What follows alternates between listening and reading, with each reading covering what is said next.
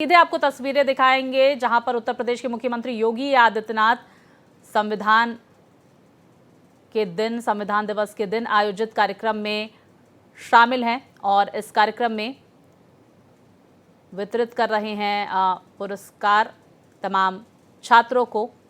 तस्वीरें आप देख सकते हैं और उत्तर प्रदेश के मुख्यमंत्री योगी आदित्यनाथ संबोधित करने वाले हैं संविधान दिवस पर आयोजित कार्यक्रम को। तो संबोधन सुनिए योगी आदित्यनाथ का।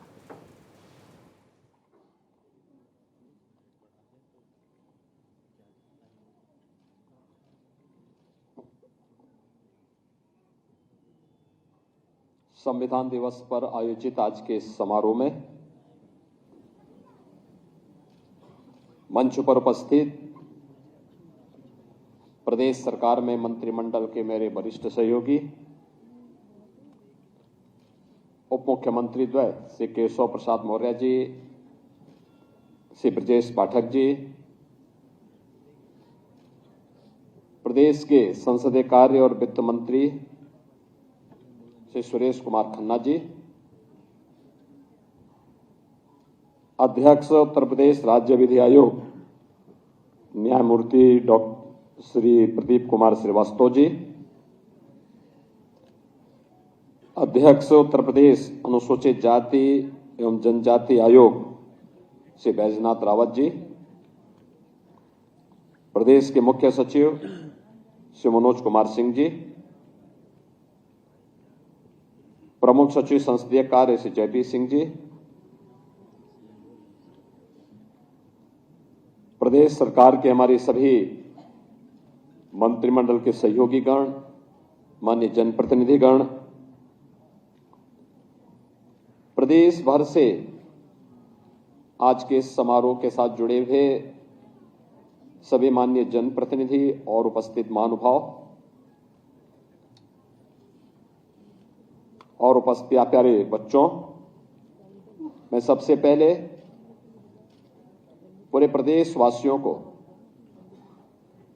संविधान दिवस की हृदय से बधाई देते हुए भारत के संविधान निर्माताओं, स्वाधीनता संग्राम सेनानियों को कोटि कोटि नमन करते हुए विनम्र श्रद्धांजलि अर्पित करता हूं। विशेष रूप से भारत के संविधान के वास्तुकार बाबा साहब डॉक्टर भीमराव अंबेडकर जी को, जिन्होंने भारत के संविधान को भारत के अनुरूप बना करके दुनिया के सबसे विस्तृत संविधान के माध्यम से आज ही के दिन 1949 में एक भारत श्रेष्ठ भारत की आधारशिला को पुख्ता कर दिया था। हम सब जानते हैं कि 15 अगस्त 1947 को देश आजाद होता है, लेकिन आजादी के पहले 1946 में भारत के स्वाधीनता संग्राम सेनानियों की मांग के अनुरूप कैबिनेट मिशन के सामने जब भारत ने अपना प्रतिवेदन रखा और हमारे स्वतंत्रता संग्राम सेनानियों ने अपना प्रतिवेदन रखा था, तो उन्होंने अपने देश के लिए एक स्वतंत्र संविधान सभा गठन करने की मांग की थी। 1946 में संविधान सभा के चुनाव और संविधान सभा के गठन के बाद पहली बैठक 9 दिसंबर को होती है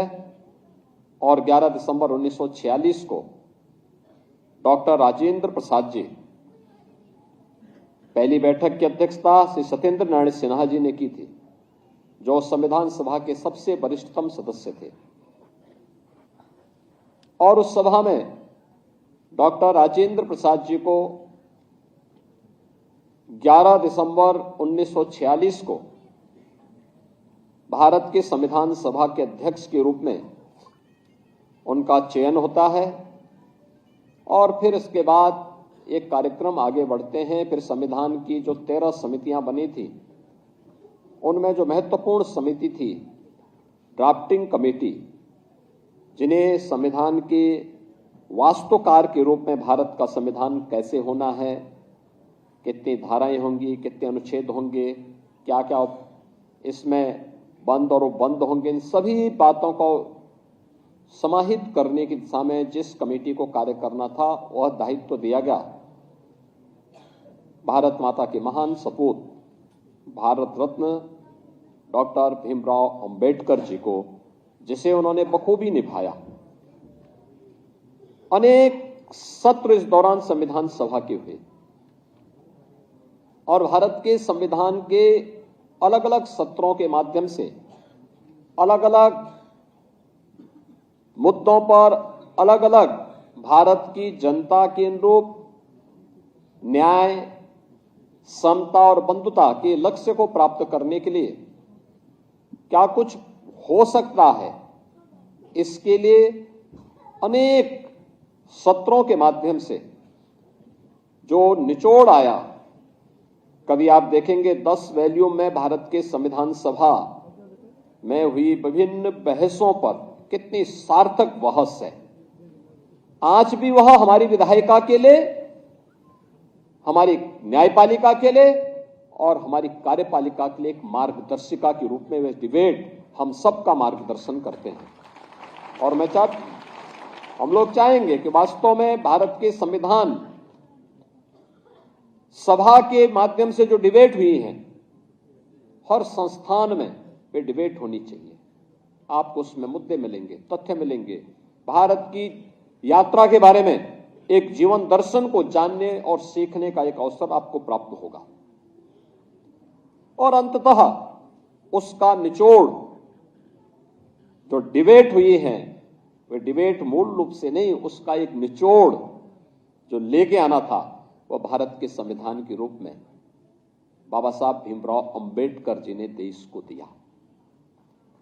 26 नवंबर 1949 को संविधान सभा ने संविधान अंगीकार किया और 26 जनवरी 1950 को भारत ने अपना संविधान लागू किया। ये हमारा सौभाग्य है कि भारत की स्वाधीनता के अमृत काल में हम भारत के संविधान के अमृत महोत्सव वर्ष का शुभारंभ कर रहे हैं। और अमृत महोत्सव वर्ष भारत के संविधान की दृष्टि से अत्यंत महत्वपूर्ण वर्ष है। यहां पे केवल नागरिक अधिकार की ही बात नहीं होनी है, बल्कि प्रधानमंत्री से नरेंद्र मोदी जी, जिनके प्रयास से, जिनके दूरदर्शिता के कारण आज हम संविधान सभा का दिवस के इस आयोजन के साथ सहभागी बन रहे हैं, जिसे उन्होंने आज से 10 वर्ष पहले पूरे देशवासियों को कहा था, जब उन्होंने बाबा साहब भीमराव अंबेडकर के भव्य स्मारक के बनाने के कार्यक्रम का शुभारंभ किया था। तब उन्होंने कहा था कि समय आ गया है जब हम भारत के संविधान दिवस को भी एक सार्वजनिक महत्व का दिवस मान करके इस आयोजन को पूरी भव्यता के साथ आयोजित करना सीखें। और फिर उन्होंने नोटिफिकेशन जारी करवाया और नोटिफिकेशन जारी करवाने के बाद 26 नवंबर 2015 से संविधान दिवस का एक कार्यक्रम इस भव्यता के साथ पूरे देश के अंदर आयोजित हो रहा है। यह हमारा सौभाग्य है कि उत्तर प्रदेश में विधानसभा और विधान परिषद में हम लोगों ने नागरिक कर्तव्यों को लेकर के इस पे एक डिबेट भी करवाई थी। लगातार इन मुद्दों पर चर्चाएं हुई। 2019 में हम लोगों ने इस मुद्दे पर विशेष सत्र आयोजित करके इस पर एक दिन का पूरा सत्र ही नागरिक कर्तव्यों को लेकर के उत्तर प्रदेश विधानसभा ने आयोजित किया। महत्वपूर्ण यह है कि भारत का संविधान हमें अधिकार देता है, और कितना बड़ी बात है कि भारत के हर जाति मत मजहब के लोगों को, जो भारत का नागरिक है, उस हर वयस्क मतदाता को भारत के संविधान ने समान मताधिकार की शक्ति दी है। याद करना, दुनिया के तमाम ऐसे देश हैं जो अपने आप को आधुनिक लोकतंत्र का जनक मानते हैं, उनके यहां जाति खेमे में बटे हुए लोग थे। वे उन्होंने अपने यहां भेदभाव किया था, उन्होंने अपने प्रत्येक नागरिक को वोटिंग का पावर नहीं दिया था। लेकिन भारत ने जब पहला आम चुनाव 1952 में होता है, तो हमारे इस महान संविधान के नाते भारत का हर वह नागरिक जो वयस्क मतदाता था, उसको मताधिकार का एक समान अधिकार प्राप्त हुआ था। ये भारत के संविधान की देन है और बाबा साहब भीमराव अंबेडकर की देन है। याद रखना, दुनिया के अंदर आधुनिक लोकतंत्र के जनक कहे जाने वाले उन तमाम देशों में महिलाओं को मताधिकार की यह शक्ति भारत से बाद में प्राप्त हुई, और अब तो भारत उससे भी आगे बढ़ चुका है। जब प्रधानमंत्री मोदी जी ने नारी शक्ति वंदन अधिनियम पारित करके आने वाले समय में विधायिका में जाने वाला सदस्य 1/3 अब केवल पंचायती नहीं बल्कि महिला सदस्य भी संसद और विधानसभाओं में चुन करके आने वाले समय में परिसीमन के बाद जाएंगे, यह अधिकार भी प्रधानमंत्री मोदी जी ने दुनिया के अंदर सबसे पहले भारत के अंदर दिया।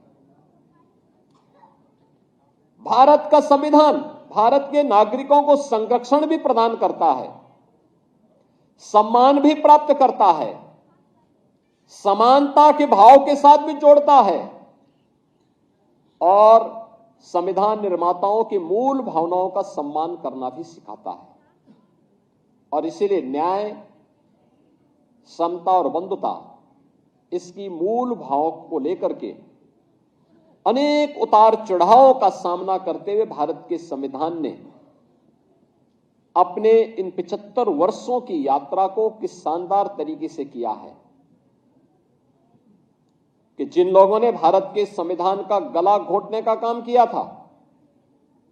जनता ने उनको भी सबक सिखाने में कोई कोताही नहीं बरती है। आपने देखा होगा, किसी भी संविधान या किसी भी पवित्र कार्यक्रम की आत्मा उसका उद्देश्य होता है। भारत का जो मूल संविधान बाबा साहब भीमराव अंबेडकर ने जिसे 26 नवंबर 1949 को जिस संविधान को अंगीकार किया था, याद करना, उस संविधान में 2 शब्द नहीं थे, सेकुलर शब्द भी नहीं था और समाजवादी शब्द भी नहीं था, सोशलिस्ट शब्द भी नहीं था। कांग्रेस ने चोरी छिपे जब ये देश के नागरिक अधिकार निरस्त किए गए थे, इमरजेंसी थी,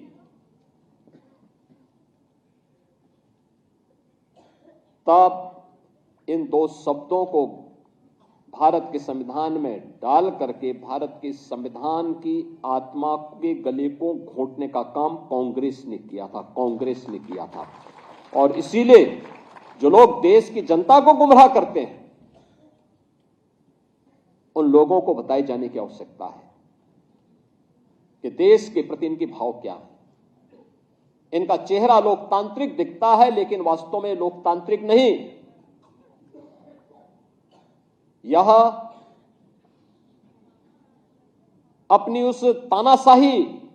फांसीवादी मानसिकता के तहत काम करने वाले लोग हैं, और जब भी इनको अवसर मिलेगा, ये लोग इससे पहले 1976 रहा, 1975 रहा हो, या फिर भारत के बाहर जाकर के भारत के अंदर बाबा साहब भीमराव अंबेडकर के द्वारा सामाजिक रूप से दलित अति पिछड़ी जाति के लोगों को, पिछड़ी जाति के लोगों को मिले हुए इन संवैधानिक अधिकारों से वंचित करने के बारे में किस प्रकार की टिप्पणियां ये लोग करते हैं, ये आज किसी से छुपा हुआ नहीं। और इसीलिए मैं आज के इस अवसर पर आप सबसे कहना चाहूंगा कि बाबा साहब भीमराव अंबेडकर की धरोहर जो संपूर्ण भारत को, 140 करोड़ भारतवासियों को एकता के सूत्र में बांधता है, वह है भारत का संविधान। इस भारत के संविधान का संरक्षण करना हम सबका दायित्व है और याद करना इसका सबसे अच्छा रास्ता है कि भारत के संविधान के द्वारा भारत के प्रत्येक नागरिक के लिए तय किए गए उसके मूलभूत कर्तव्यों का अगर हम पालन करेंगे तो यह बाबा साहब भीमराव अंबेडकर के प्रति, भारत के संविधान निर्माताओं के प्रति और भारत के महान स्वाधीनता संग्राम सेनानियों के प्रति हमारी सच्ची श्रद्धांजलि होगी। आज के इस अवसर पर एक बार फिर से मैं पूरे प्रदेशवासियों को संविधान दिवस की हृदय से बधाई देता हूं। समेत भारत के संविधान निर्माताओं को, भारत के महान स्वाधीनता संग्राम सेनानियों की स्मृतियों को नमन करता हूं। वर्ष भर ये कार्यक्रम चलेंगे। आपने देखा होगा यहां पे हम लोगों ने 6 बच्चों को यहां पे सम्मानित किया है। यानी संविधान दिवस के अवसर पर विभिन्न संस्थाओं में डिबेट का एक कार्यक्रम हुआ था नागरिक कर्तव्यों को लेकर।